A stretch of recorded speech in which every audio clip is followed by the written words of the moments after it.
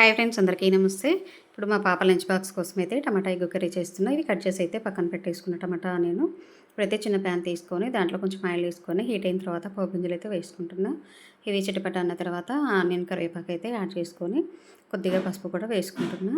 ఈ కర్రీ అయితే మా పాప కోసమే చేస్తున్నాను అనమాట. ఇంకా కొంచెం ఒక 2 టమాటాలు, 2 ఎగ్స్ అయితే వేస్తున్నా. కొంచెం అల్లం వెల్లుల్లి పేస్ట్ వేసుకొని కట్ చేసిన టమాటా కూడా వేసుకొని కొద్దిగా సాల్ట్ వేసి అయితే ఇది బాగా కలిపి అయితే మూత పెట్టేసుకోవాలి. ఒక 2 మినిట్స్ తర్వాత అయితే ఇలా ఆయిల్ అంతా పైకి వచ్చేసింది కదా. ఇప్పుడైతే కారం, ధనియా పౌడర్ అయితే వేసుకోవాలి. ఇంకా మూత పెట్టి ఒక 2 మినిట్స్ అయితే ఉడికించుకున్న తర్వాత కారం పచ్చిదనం పోవాలి కదా. ఇంకా కొంచెం అయితే వాటర్ వేసుకోవాలన్నమాట. ఇంకా ఆనియన్ ఎగ్ అయితే ఇంకా ఈ మధ్య తినట్లేరు, ఎగ్ టమాటా ఎక్కువగా తింటున్నారు, అందుకోసం ఇలా చేస్తున్నాను అనమాట. ఇప్పుడైతే 2 ఎగ్స్ వేసుకుంటున్నా. ఇలా బాయిల్ అవుతుంది కదా బాగా వాటర్ అనేది. ఈ టైంలో ఎగ్స్ అయితే పైనుంచి వేసుకొని ఇంకా మూత పెట్టి అయితే పూర్తిగా సిమ్ చేసి ఇంకా మధ్య మధ్యలో ఇలా కలుపుతూ ఉంటే ఎంతో టేస్టీగా ఉండే ఎగ్ కర్రీ అయితే రెడీ. బాయ్.